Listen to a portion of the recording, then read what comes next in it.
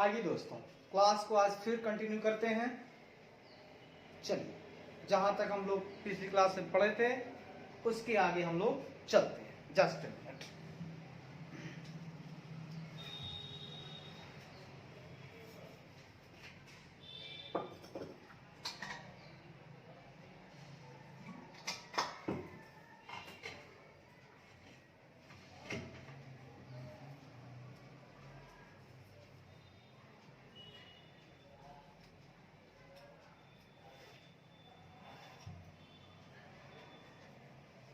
आइए,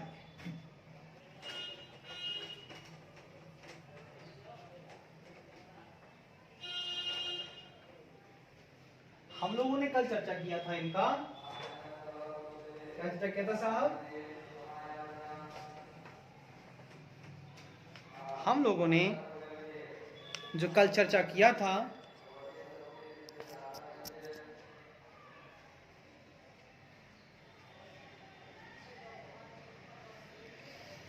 हाँ, कल हम लोगों ने इंश्योरेंस कंपनी के मुख्य इनकम और मुख्य खर्चों को लेकर हम लोगों ने चर्चा किया था। और इनका मुख्य काम होता है अपने क्लाइंट का रिस्क लेना और बदले में प्रीमियम पाना, ठीक है। और कभी कभी क्लेम को देना, मतलब जब क्लाइंट के यहाँ कोई क्षति होती है तो कभी कभी इनकी भरपाई भी करनी पड़ती है, ठीक है। आगे बढ़ते हैं हम लोग। अब हम एक कंसेप्ट बताएंगे आपको, कंसेप्ट ऑफ री इंश्योरेंस। एक आपने नाम सुना होगा, कंसेप्ट ऑफ री इंश्योरेंस। ये क्या कंसेप्ट है? री इंश्योरेंस का मतलब क्या होता है? देखिए, एकदम बिल्कुल जनरल टोन में हम बात करेंगे। होता क्या है, री इंश्योरेंस करने का मतलब होता है कि एक कंपनी दूसरे कंपनी के दर्द को लेती है, मतलब रिस्क लेती है। होता क्या है, कभी कभी कि जो इंश्योरेंस कंपनी होती है वो अपने क्लाइंट के इतने बड़े क्लेम हो जाते हैं, उन्हें देने में वो सक्षम नहीं हो पाती है। तो वो चाहती है कि भाई क्या करूं, तो वो दूसरे इंश्योरेंस कंपनी को ये जो हमारा कहिएगा आप, ये जो इंश्योरेंस है वो बेच देती है, ठीक है।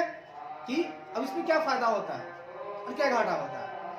एक तो फायदा होता है कि हमारा क्लेम जो है वो किसी और को देना पड़ता है, और साथ ही साथ इसमें एक फायदा होता है।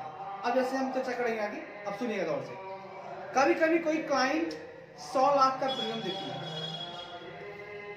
अपने 400 लाख के स्टॉक की इंश्योरेंस के बदले। 400 लाख का इंश्योरेंस स्टॉक करवाया और क्लाइंट ने दिया 100 लाख का प्रीमियम, तथा अचानक 350 लाख दूसरे या तीसरे महीने नुकसान हो जाता है।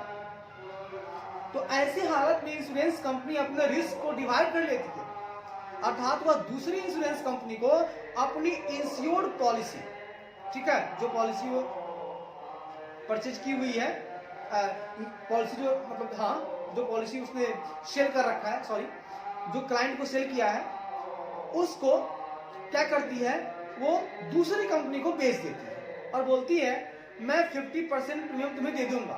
तो बोलती है कि साहब मैंने जो प्रीमियम लिया है ना भैया, आपको मैं 50% दे दूंगा और तुम इस हानि की भरपाई करते हैं। तो इसे हम री इंश्योरेंस सीडेड कहते हैं। क्या कहते हैं? री इंश्योरेंस भी दो तरह के होते हैं, एक होता है एक्सेप्टेड और एक होता है सीडेड। एक्सेप्टेड का मतलब दूसरी इंश्योरेंस कंपनी के बर्डन को हमने लिया, मैं क्लेम करूंगा, मैं उनकी इंश्योरेंस पॉलिसी को खरीद लूंगा, दूसरा बेचेंगे तो। और सीडेड का मतलब कि मैं बेच दूंगा दूसरे को, मैं देने में असमर्थ हूं तो मैं इस पॉलिसी को दूसरे को बेच दूंगा। ये अंतर है, ठीक है। यही काम, अब देखिए, इंश्योरेंस सीडेड हमने बता दिया आपको कि बेच देती है, लेकिन यही काम जब दूसरी कंपनी, इंश्योरेंस कंपनी हमारे साथ करती है, यानी वह बेचती है और हम एक्सेप्ट करते हैं, तो इसे हम लोग री इंश्योरेंस एक्सेप्टेड कहते हैं। अर्थात जो काम एजेंट करता था अब वह काम कंपनी ही आपस में कर रहे हैं। ठीक है, जो काम एजेंट करता था वो काम कंपनी ही आपस में कर रहे हैं। चलिए, जैसे डायरेक्ट इंश्योरेंस में हम मतलब डायरेक्ट इंश्योरेंस में कंपनी एजेंट को कमीशन देती थी, ठीक है, हाँ देती थी। वैसे यहाँ दूसरी इंश्योरेंस कंपनी जिसे हम पॉलिसी बेचते हैं वह कमीशन देगी, ठीक है। हमने जिसे क्या कर दिया कि हम एजेंट को कमीशन देते थे, वैसे यहाँ दूसरी इंश्योरेंस कंपनी जिसे हम पॉलिसी बेचते हैं वह कमीशन देगी। हम बेचे वो कमीशन दी, अगर हम खरीदे तो हमको कमीशन देना पड़ेगा, ठीक है ना। अब आइए, यहाँ पे हमें कुछ शेड्यूल्स पढ़ने हैं, हम आज उस शेड्यूल्स के बारे में जानेंगे। जैसे आपको मैंने पहले ही बता दिया था कि साहब इसमें हमें पढ़ना क्या है, पीएल बनाना, ठीक है ना। क्या बनाना है मुझे, पीएल। तो पीएल में ना कुछ हमारे पास शेड्यूल्स हैं, इसमें 1 से लेकर 4 शेड्यूल होते हैं पीएल के, और 5 से लेकर 12 शेड्यूल होते हैं हमारे बैलेंस शीट के। तो हम लोग चलेंगे शेड्यूल 1 में। आइए हम लोग सीखते हैं शेड्यूल 1।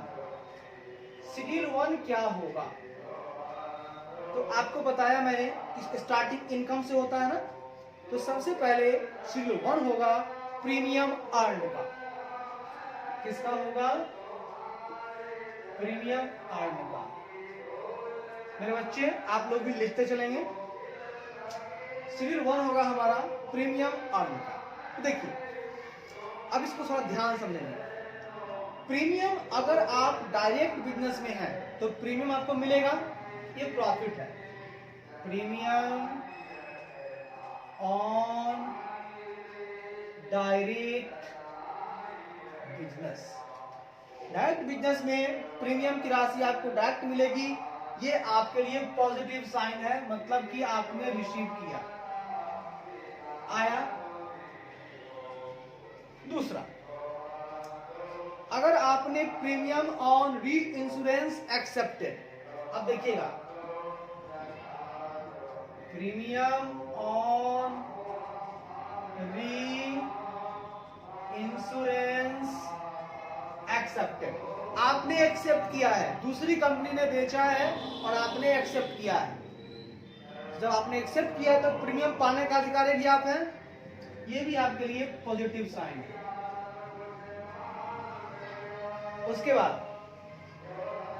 बाद प्रीमियम ऑन री इंश्योरेंस सीडेड। अब देखिएगा, प्रीमियम ऑन री इंश्योरेंस सीडेड मतलब क्या हुआ कि आपने अपने पॉलिसी को बेच दिया किसी और को, तो क्या करेंगे आप, अब प्रीमियम आपने बोला था ना कि जो मैंने लिया आपको दे दूंगा, आपको देना पड़ेगा, क्योंकि अब वो क्लेम देगा आपके क्लाइंट को, आपने उसको बेच दिया है, तो प्रीमियम भी उसको आपको देना पड़ेगा साहब। इसको दीजिएगा अगर प्रीमियम, तो ये प्रीमियम आपके यहां से घटेगा। इस तरह से अगर 3 तरह का क्वेश्चन में आएगा आपको, ये तीनों टाइप में 2 को जोड़ लीजिएगा, एक्सेप्ट वाला डायरेक्ट वाला जोड़ लीजिएगा, सीधे वाला घटा दीजिएगा, ओके। तब जाके आपका आंसर यहाँ पे आ जाएगा प्रीमियम अर्न। इस पे आपको बनाना पड़ता है unexpired risk reserve. Risk reserve भी हमको निकालना पड़ता है कि साहब अगर हम प्रीमियम लेते हैं तो क्या हमारा रिस्क है, इस पर कुछ रिस्क भी लोग लेकर चलते हैं कि हमको इतना घाटा हो सकता है, उसकी चर्चा हम बाद में करेंगे। अब आइए, शेड्यूल 1 खत्म हो गया, अब हम लोग चलेंगे शेड्यूल 2 में। शेड्यूल 2 हमारा होता है क्लेम का। हम जानते हैं प्रीमियम कमाने का चीज होता है, क्लेम देना पड़ता है, तो सबसे दूसरा नंबर पे आता है, शेड्यूल 2 पे आता है क्लेम।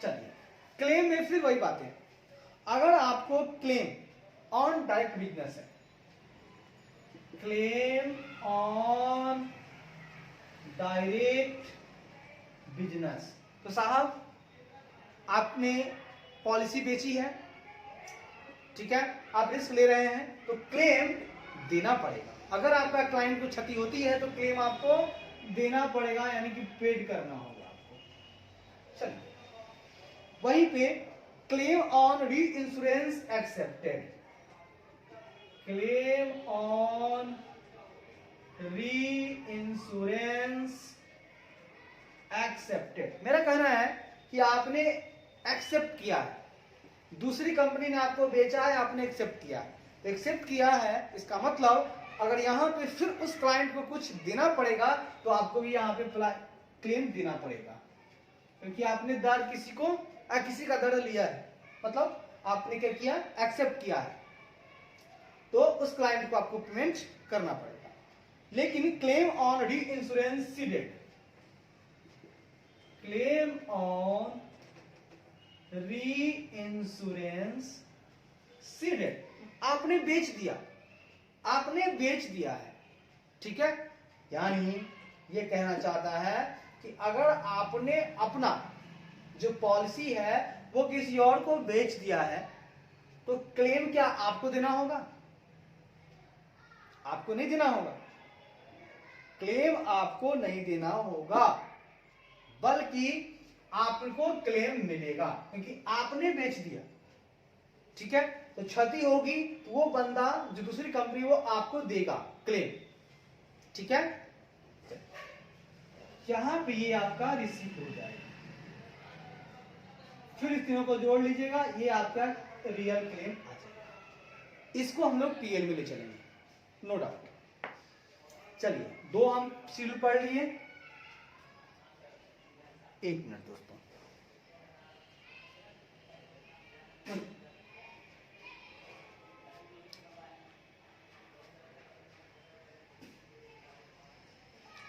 हम लोगों ने दो शेड्यूल पढ़ लिया, अब आइए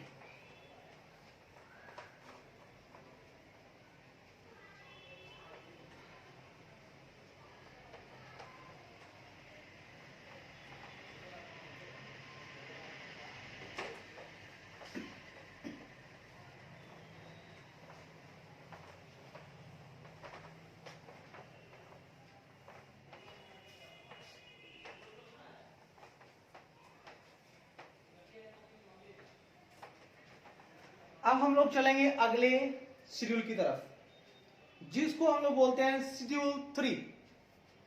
क्या बोलते हैं हम लोग? शेड्यूल 3,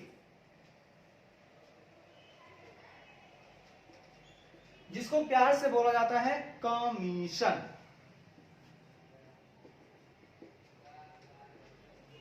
अच्छी बात है, इसको बोला जाता है कमीशन। आप जानते हैं कि आपका एजेंट आपकी पॉलिसी बेचता है अलग अलग क्लाइंट को, तो कमीशन आपको देना पड़ेगा साहब। कमीशन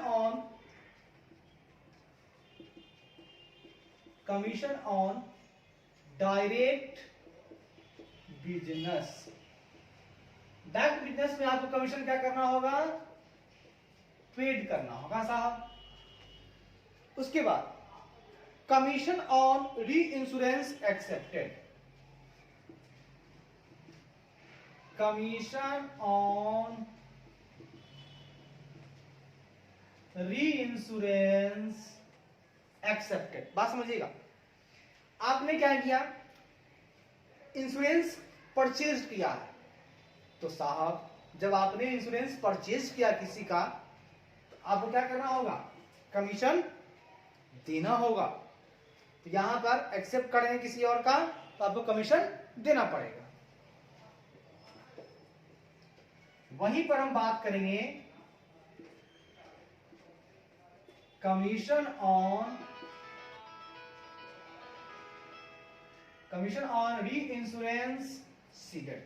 आपने बेचा है ना किसी दूसरी कंपनी की, इंश्योरेंस कंपनी को, ठीक है, अपनी पॉलिसी, तो आपको कमीशन मिलेगा, यानी प्लस रिसीव हो जाएगा। तीनों को कर लीजिएगा, माइनस प्लस, ये आ जाएगा आपका कमीशन। तो आज हम लोगों ने तीनों को सीख लिया। अब अगला शेड्यूल है मेरे पास, शेड्यूल नंबर है 4, जिसको बोला जाता है ऑपरेटिंग एक्सपेंडिचर। क्या बोला जाता है साहब? ऑपरेटिंग एक्सपेंडिचर, ठीक है, गुड, ऑपरेटिंग एक्सपेंडिचर। चलो इसमें क्या आता है, तो देखिए जो कुछ भी खर्चा, जैसे रेंट है, बहुत सारे खर्चे हैं, रेंट है, टैक्स है, स्टेशनरी है, मतलब जो भी ऑपरेटिंग खर्च आएंगे वो सारे इसमें जाएंगे। ये हम लिख देंगे शेड्यूल 4 में। तो आइए, तो साहब इंश्योरेंस कंपनी जो है वो क्या करती है, सेल्स करती है पॉलिसी को। Insurance company sells policies and get premium against policy. Okay, premium is the main income source of insurance company. Insurance company का मेन जो सोर्स है इनकम का वो है प्रीमियम। व्हेन डैमेजेस हैपेंड, जब डैमेजेस हैपेंड होते हैं, then insurance company will pay claims to their clients. तब जाकर के इंश्योरेंस कंपनी जो है, अगर होती है, अगर ऐसे हैपेंस होते हैं, डैमेजेस होते हैं, तब इंश्योरेंस कंपनी जो है क्लेम अपने क्लाइंट को पे करती है। Okay, insurance policy are sold through agents. आप जानते हैं इंश्योरेंस पॉलिसी बेचा जाता है कैसे, एजेंट्स के द्वारा। Commission is paid to them, और इस एजेंट को कमीशन दिया जाता है। दिस इज एन एक्सपेंस, यह एक एक्सपेंस है।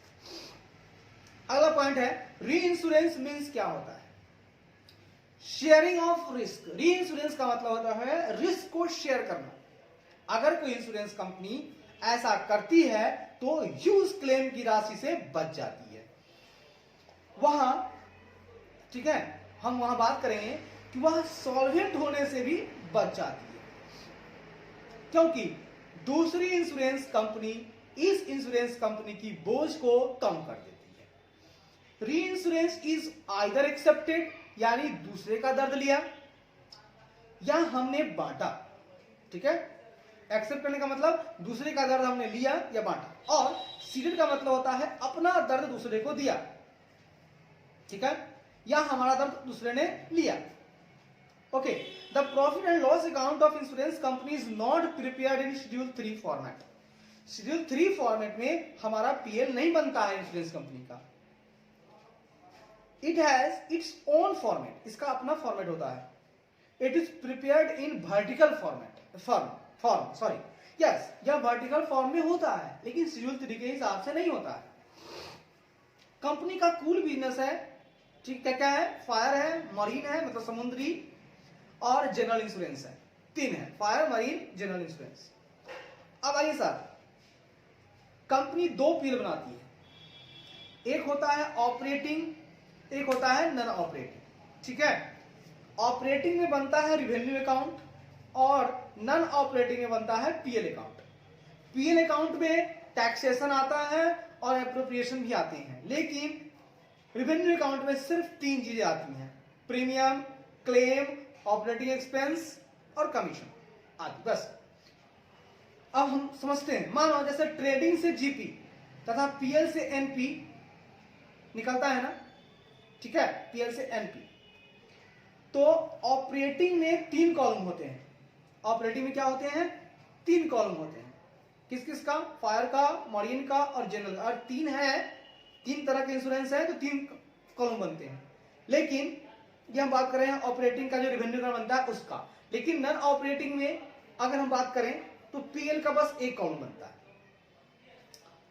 As per the rules of IRDA, insurance regulatory and development authority, क्या कहता है, an insurance company has to be create provision for unexpired risk.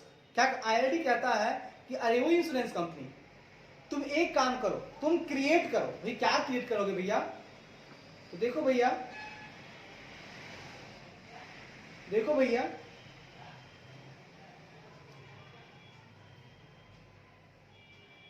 तुम क्रिएट करो, कौन सा, क्या करोगे, प्रोविजन फॉर अनएक्सपायर्ड रिस्क। मतलब होता है क्या कि ऐसा रिस्क जो अभी एक्सपायर्ड नहीं हुआ, मतलब अभी रिस्क है मेरे ऊपर, तो भैया रिस्क है तो उसके लिए कुछ प्रोविजन बनाना चाहिए मुझे, ठीक है।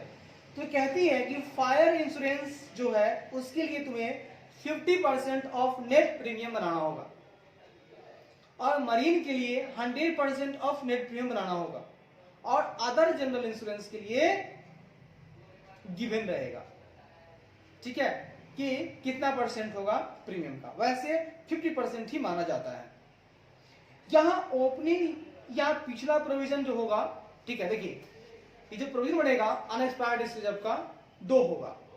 एक तो हम पिछला बना के रखे होंगे, अगर उसका इस्तेमाल नहीं हुआ तो इस साल वो इनकम बन जाएगा, और अभी वाला यानी क्लोजिंग प्रोविजन जो बनाएंगे अभी उनका व्यवहार आप करेंगे एज ए एक्सपेंडिचर।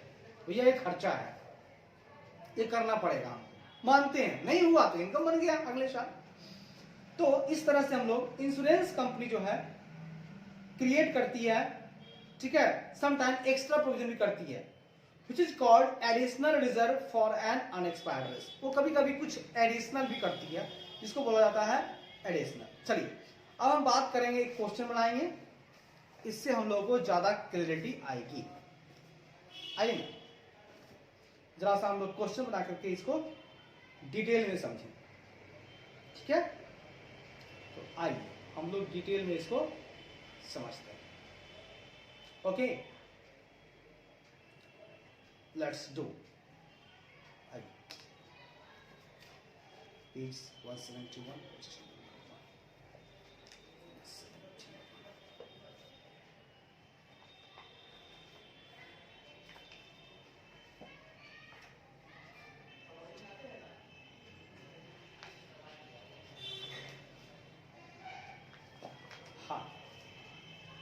तो आइए एक क्वेश्चंस को हम लोग यहां लिखते हैं, आप लोग भी लिखिएगा क्वेश्चंस, फिर उसको हम लोग डिटेल में डील करेंगे। आज दूसरे क्लास है, सेकंड क्लास है, धीरे धीरे हम लोग अपने मंजिल की तरफ कूच करेंगे।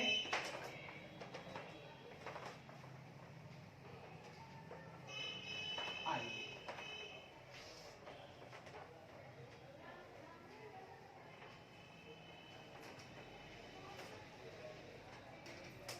देखिए क्वेश्चन हम लिखते हैं बुक पे।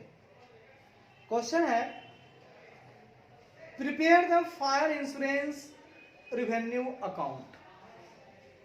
आपको बनाना क्या है, आपको बनाना है fire insurance revenue account. Fire insurance revenue account, ये आपको क्या करना है, प्रिपेयर, मतलब तैयार करना है, ठीक है। As per IRDA regulation for the year ended, ये ईयर एंडेड है आपका 31 मार्च 2008। ईयर एंडेड कितना है,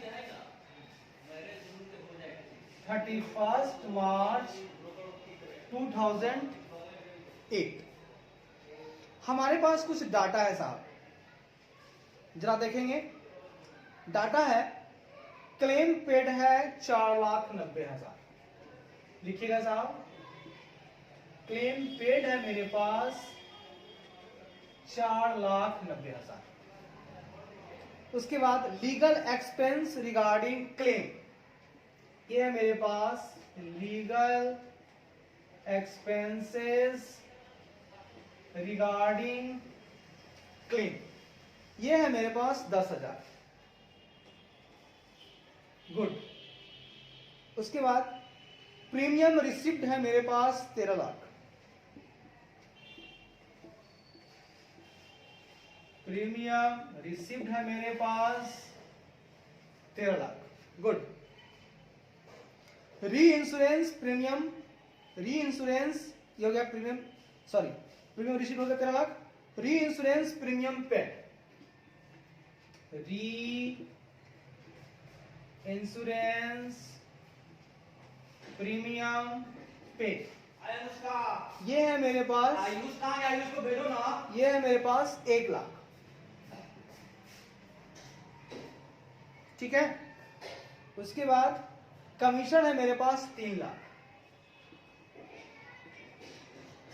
कमीशन है मेरे पास 3 लाख। उसके बाद एक्सपेंस ऑफ मैनेजमेंट है मेरे पास 2 लाख। एक्सपेंसेस ऑफ मैनेजमेंट है मेरे पास कितना है साहब, 2 लाख। चलिए, उसके बाद प्रोविजन अगेंस्ट अनएक्सपायर्ड रिस्क, यह है मेरे पास provision against unexpired, provision against unexpired risk on 1 April 2007, 1 April 2007। ये कितना है साहब, क्या है मेरे पास 5,50,000। ये कितना है 5,50,000। 1 मिनट, गुड, यह है मेरे पास 5,50,000, सॉरी। उसके बाद क्लेम अनपेड है, मतलब आउटस्टैंडिंग, क्लेम अनपेड है मतलब बाकी है 1 अप्रैल 2007 का, 1 अप्रैल 2007 का, वो है मेरे पास 50,000। उसके बाद क्लेम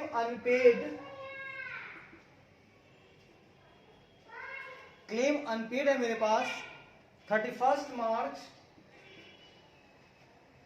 2008 का, ये है मेरे पास 80,000। आप लोग पहले क्वेश्चन उतार लें, फिर हम लोग इसकी चर्चा करेंगे बृहत रूप से और बढ़िया तरीके से, नो डाउट।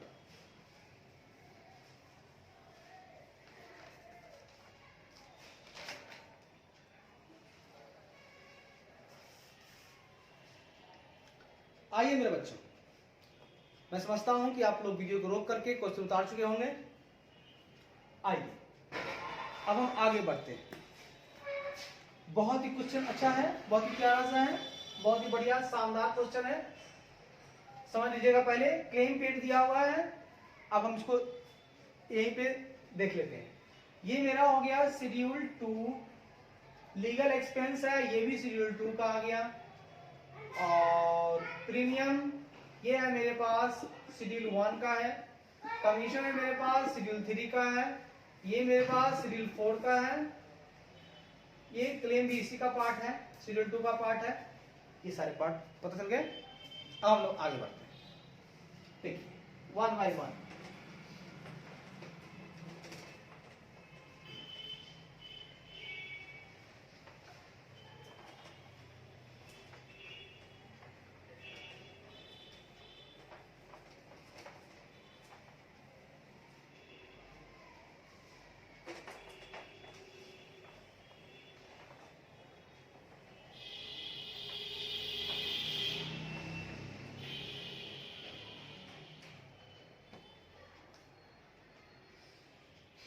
सबसे पहले कुछ नहीं करना है, पहले जो मेरा खाका है उसे मुझे कंप्लीट कर लेना है, बाकी बातें हम बाद में करेंगे। आइए, लेकिन वो भी हो जाएगा। पहले हम जानते हैं शेड्यूल 1, 2, 3 कंप्लीट कर लेते हैं, ठीक है। सबसे पहले हम बनाएंगे यहाँ पे शेड्यूल 1। सबसे पहले हम बनाएंगे यहाँ पे शेड्यूल 1, जिसको हम लोग बोलते हैं प्रीमियम अर्न। क्या बोलते हैं साहब? प्रीमियम अर्न, ठीक है साहब। आपने क्वेश्चन में से ढूंढ कर निकालिए प्रीमियम कहां कहां पे लिखा हुआ है। तो साहब आपने प्रीमियम रिसीव किया था 13 लाख, लिख दीजिए प्रीमियम रिसीव। आपने रिसीव किया है मतलब साफ जाहिर है कि ये डायरेक्ट बिजनेस पे होगा। तो premium received on direct business, ये आपके लिए इनकम है साहब 13 लाख, लिख दीजिए। उसके बाद हम बात करेंगे प्रीमियम कहां है। री इंश्योरेंस प्रीमियम पेड, सुनिएगा साहब, प्रीमियम आपने पे कर रहा है, आपने पे क्यों किया होगा प्रीमियम? जब आपने सीडेड किया होगा, जब आपने अपना इंश्योरेंस किसी और को बेच दिया होगा तो आपको प्रीमियम ही उसको देना पड़ेगा। इसलिए अगर आपने प्रीमियम पेड किया है, प्रीमियम पेड ऑन री इंश्योरेंस सीडेड, मतलब आपने बेच दिया, तो बेच दिया तो प्रीमियम देना पड़ेगा आपको। आपको प्रीमियम देना पड़ रहा है यहाँ पे 1 लाख। 1 लाख को आप घटा लेंगे, आपके पास 12 लाख का और कहीं नहीं है, ये मिल गया आपके पास नेट प्रीमियम 12 लाख का। दैट्स इट, ये हमारा काम तमाम हो गया। इसमें प्रोविजन निकालेंगे हम लोग, निकालेंगे। जरा सा एक काम करेंगे मेरे मित्र, मेरे दोस्तों, प्रोविजंस भी यहीं पे बना लेते हैं। इसका कोई शेड्यूल नहीं होता है प्रोविजन का, प्रीमियम के नीचे लिखा जाता है, ठीक है। तो लिखेंगे calculation of provision for unexpired risk reserve, unexpired risk reserve, ठीक है, वो निकालेंगे। सबसे पहले आपको बताया था मैंने, जो ओपनिंग है ना साहब, वो आपके लिए इनकम बन जाएगा, क्योंकि इस साल हम खर्चा करने के लिए बनाते हैं, लेकिन खर्चा होता नहीं है, तो खर्चा नहीं हुआ तो फिर चला ओपनिंग बना, ओपनिंग इनकम बन गया। पहले हम देखेंगे ओपनिंग प्रोविजन कितना है। ओपनिंग प्रोविजन, इसको हम एज ए इनकम ट्रीट करेंगे। तो साहब ओपनिंग प्रोविजन हमको दिया हुआ है 1 अप्रैल 2007 का 5,50,000। ये तो भैया हम as a provision, as a income बात करेंगे। अब हमको निकालना होगा क्लोजिंग प्रोविजन। तो साहब क्लोजिंग प्रोविजन अगर आप निकालना चाहते हैं ना, तो कुछ नहीं, इसको मान लीजिए एज ए एक्सपेंस। ये निकलता है प्रीमियम का, अगर कैसा है, कौन सा है, यहां कह रहा है फायर, फायर में 50% होता है, मरीन में 100% होता है, जनरल 50%, तो फायर है 50% निकालिए नेट प्रीमियम का, रूल है IRDA का, ठीक है, IRDA का ये रूल है, 50% of net premium, net premium, जो कि यहां पे आपके पास है 12 लाख, ये आ गया आपके पास 6 लाख। तो साहब खर्च ज्यादा है, इनकम कम है, इसका मतलब 50,000 आपका माइनस में चलेगा, ठीक है ना। 50,000 कैसे चलेगा?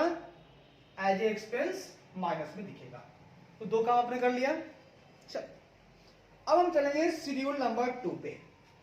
1 कंप्लीट है ना साहब, चलिए अब हम लोग चलेंगे शेड्यूल 2 पे।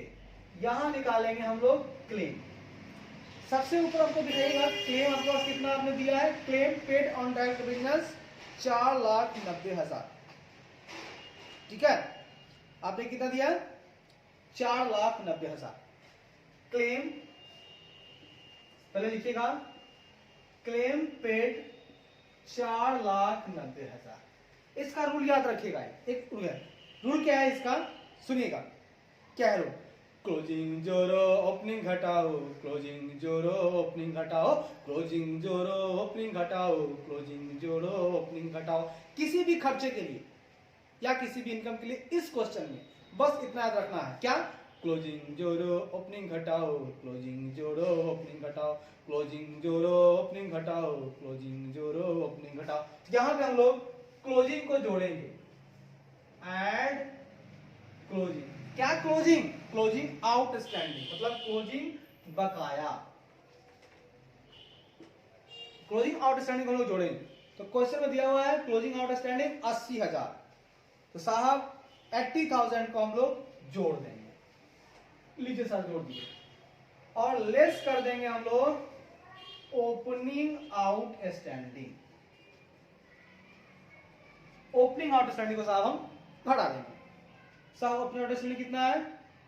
50,000 दिया हुआ है, 2007 का दिया हुआ है 50,000, तो जोड़ लिए। लाइए कैलकुलेटर का जरा सा यूज कर लें हम लोग। इसमें हो गया आपको 4,90,000 प्लस 80,000 माइनस 50,000, ये आ गया आपके पास 5,20,000। कितना का साहब? 5,20,000। अब साहब और कहीं खर्च है क्या? देखेंगे कहां कहां क्लेम है। यस सर, लीगल एक्सपेंस हमको क्लेम के लिए खर्च हुआ है, यही तो खर्चा यही का है ना, जोड़ दीजिए ना, फिर वहां भी जोड़िए plus legal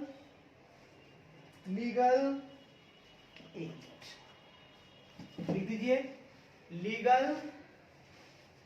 legal expenses regarding claim, legal expenses regarding claim. ये कितना है साहब? ये है मेरे मित्र 10,000।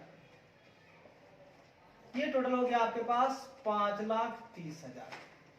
कंप्लीट है 5,30,000। कोई दिक्कत? 5,00,000 हो गया। अब कहीं क्लेम की चर्चा नहीं इसमें? चलिए सर, क्लेम भी कंप्लीट हो गया। चलिए आगे बढ़ते हैं। आइए सर, क्लेम भी हो गया। गौर से आप लोग देख लेंगे, रोक करके मैं मिटा रहा हूं, ठीक है। तो सीरियल 1 हो गया, सीरियल 2 हो गया। अब हम लोग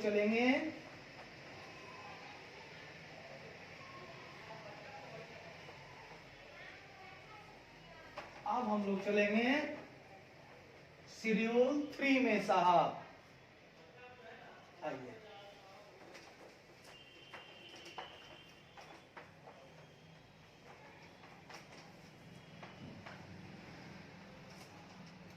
अब हम लोग चलेंगे शेड्यूल 3 में। शेड्यूल 3, जैसा कि हम लोग जानते हैं शेड्यूल 3 हमारा है कमीशन का।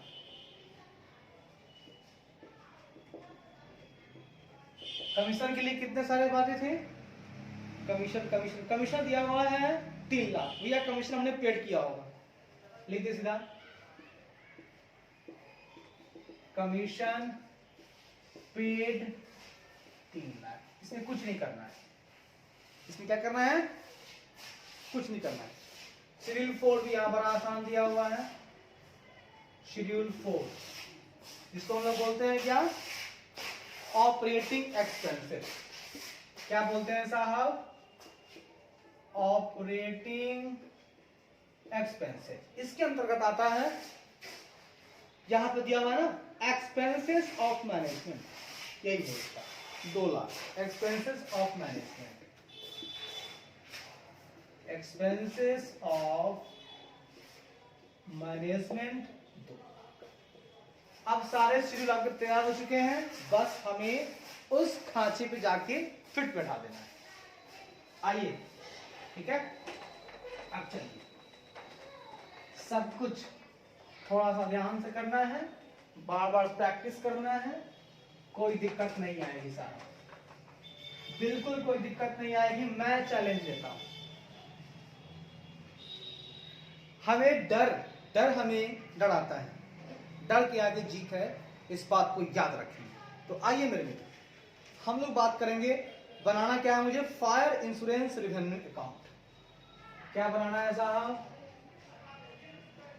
Fire insurance revenue account.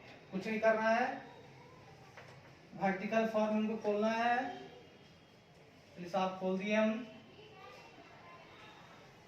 यहां पे कुछ नहीं करना है आपको, पार्टिकुलर्स लिखना है, शेड्यूल लिखना है, अमाउंट लिखना है। पार्टिकुलर्स, शेड्यूल, अमाउंट रुपीज में। सबसे पहला यहां पे आता है इनकम। इनकम के अंदर सबसे पहला आता है प्रीमियम अर्न। क्या आता है साहब? प्रीमियम 1, शेड्यूल 1 है, ठीक है। ये रहा आपका शेड्यूल 1। तो साहब प्रीमियम अर्न की बात जब आपने बोली है, तो निकाल कर तो आप रखे हुए थे, यस बॉस, 12 लाख रुपए। कितना रखे थे आपने? 12 लाख रुपए। डायरेक्ट लिख दीजिए। ठीक इसके नीचे लिखिएगा आप प्रोविजन फॉर, है ना, जो चेंजेज आया है, changes in the provision for unexpired risk, changes in the provision of unexpired risk. ठीक है, जो चेंजेस आया है प्रोविजंस में उसको देखिएगा तो हमको निकाल के लाए थे माइनस में था 50,000। ठीक है, यहां कोई जीरो नहीं होगा, सीधा माइनस 50,000। ये आपका निकल के आ गया, घटा दीजिए, टोटल आपका यहां निकल करके आ गया 11,50,000। कोई डाउट है? Any doubt? चलिए, थैंक यू वेरी मच। अब हम चलेंगे दूसरी तरफ। अब हमारा पाथ चलेगा एक्सपेंडिचर की तरफ हम चलेंगे। ठीक है, आइए ना देखते हैं हम लोग एक्सपेंडिचर की तरफ हम चल रहे हैं। एक्सपेंडिचर में सबसे पहला आपको बताया हमने क्लेम। मेरा क्लेम्स का है शेड्यूल नंबर 2। जैसा कि क्लेम हमने निकाल के रखा था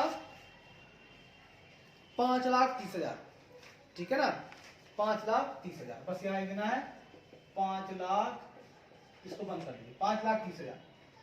क्लेम के बाद हमने आपको बोला था भैया कमीशन लिख लेना शेड्यूल 3 में, ये याद करना होगा साहब।